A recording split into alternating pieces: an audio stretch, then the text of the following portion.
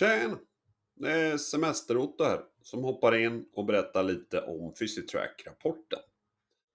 Och för er som undrar vem jag är så kan ni klicka in på otanalytics.se. Jag har bevakat Physitrack sedan 2023 och då kan man följa bolaget via mina nyhetsbrev och YouTube-klipp som är gratis. Jag är dock beroende av frivilligbidrag för det arbete jag gör och då kan man få Discord Access. Men sen finns det också en premiumnivå där man får extra nyhetsbrev, man får AI-analyser, man får casebevakning på bolag som jag inte har i portföljen och där finns en prisplan. Men nu går vi tillbaka till Physitrack.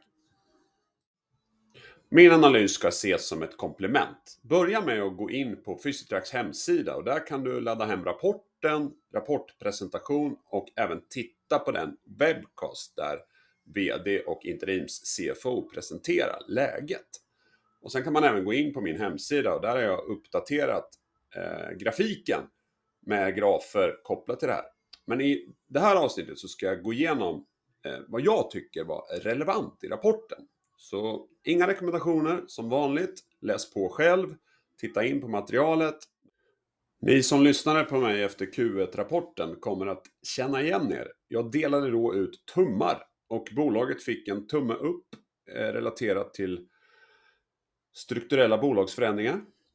De fick en tumme åt sidan när det gäller tillväxt och de fick en tumme uppåt när det gäller framtidsutsikter. Och då är det ju relevant idag då när vi tittar på Q2 och går tillbaks till samma frågeställningar för att se vad som infrias och om det rör sig i rätt riktning. Så låt oss börja med en recap.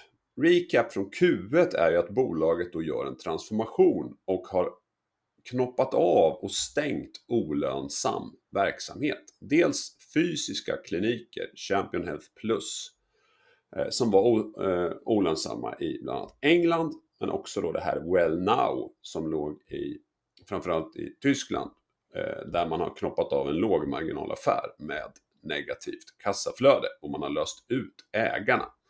Så en liten recap på vad bolaget då strukturellt går igenom. Och tittar vi då på vad det innebär ur sifferperspektiv, de blå staplarna som är omsättningen, då drar ju inte den direkt iväg, för vi plockar ju ut omsättning när vi gör de här avknoppningarna och stänger verksamheten. Men det vi ser på de här gröna staplarna, det är att lönsamheten går upp. Och givetvis när man plockar bort olönsam affär så försvinner den omsättningen, men lönsamheten blir bättre. Och den delen som går absolut bäst då, den här Lifecare-benet som står för 80% av intäkterna, den har en skyhög marginal. 50% ligger den på, vilket är imponerande. Och sen har vi den mer tröggående wellness som stöps om till att bli mer av en plattformsmodell. Och där är man i tidigt skede med den transformationen. Så här är man fortfarande inte lönsamma. Så att man kan leverera en justerad EBITDA på 33% beror i nuläget på den 50-procentiga marginalen i Lifecare som då står för 80% av affären. Och om Champion Health och Wellness-benet ur ett plattformsperspektiv kommer igång med sin försäljning så kommer ju det att ge ytterligare lönsamhetsskjuts, men det ska vi prata mer om. Och då kan vi titta på så här, äpplen mot äpplen, så kan vi ju inte läsa ut det, men nu har de gjort betydliga rapportförändringar och förbättringar i rapporten. Jag lyfter på hatten för det, eller kepsen.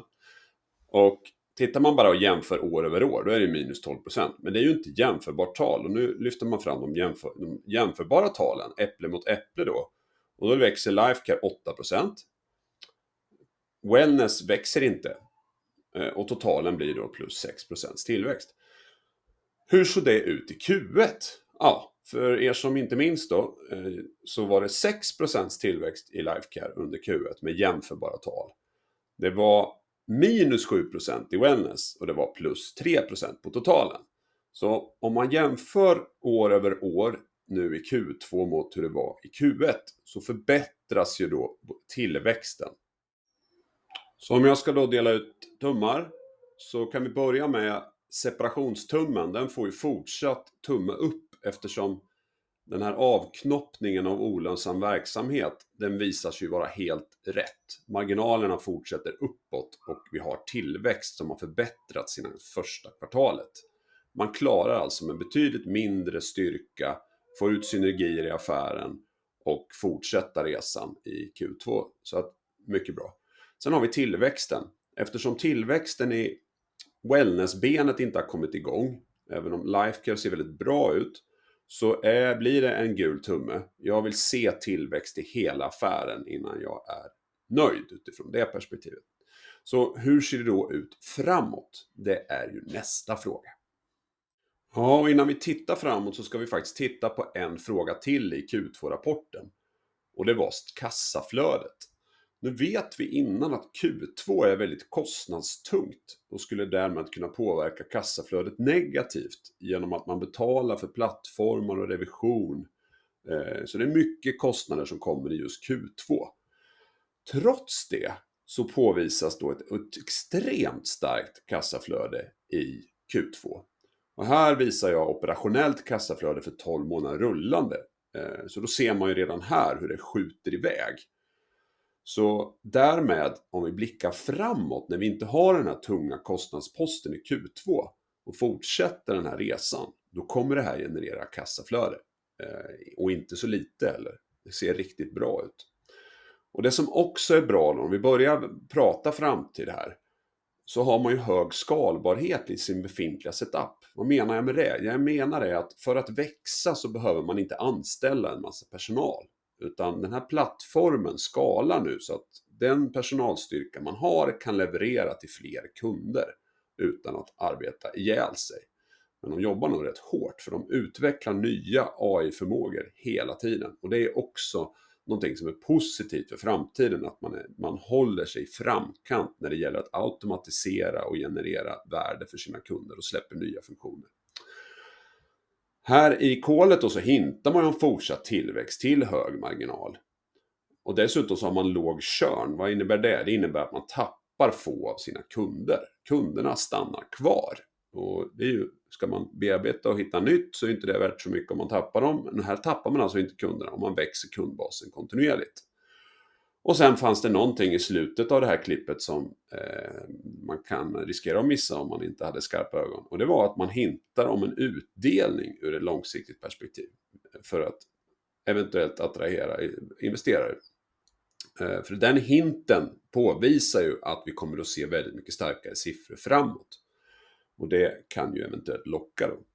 Så framtidsutsikten, om man lyssnar på kolet och läser rapporten, ser väldigt bra ut och beviset ligger redan i det här kassaflödet i Q2 som jag inte förväntade mig skulle vara så starkt.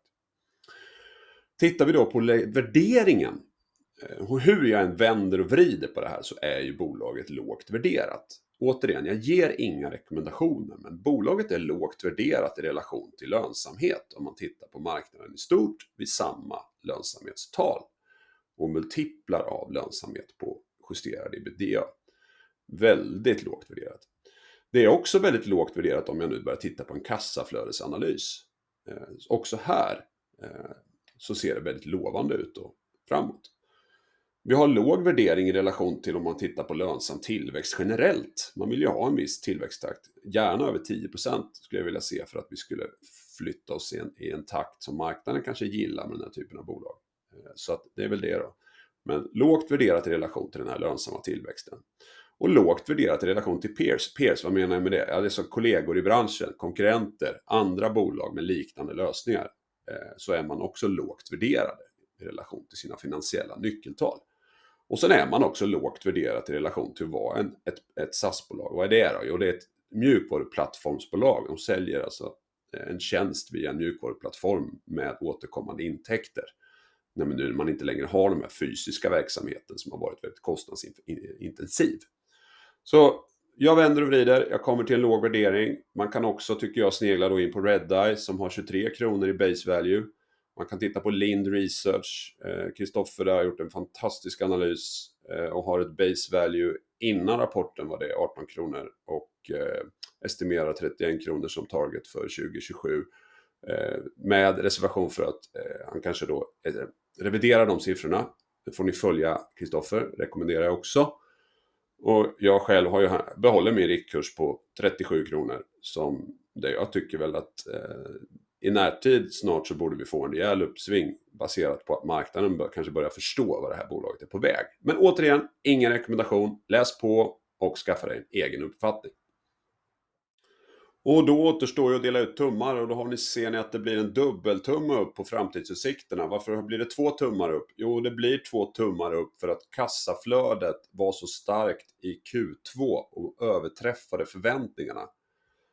Och att vi dessutom fick indikationer på att den här tillväxtresan har mycket framför sig. Det finns väldigt mycket som bubblar under ytan där inte allt delges via pressreleaser och i rapportering. Men det fick vi också tydliggjort i presentationen från vdn.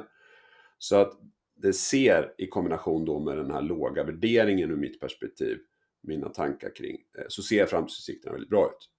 Så att kommer den här tillväxten igång i wellness, då är det riktigt bra.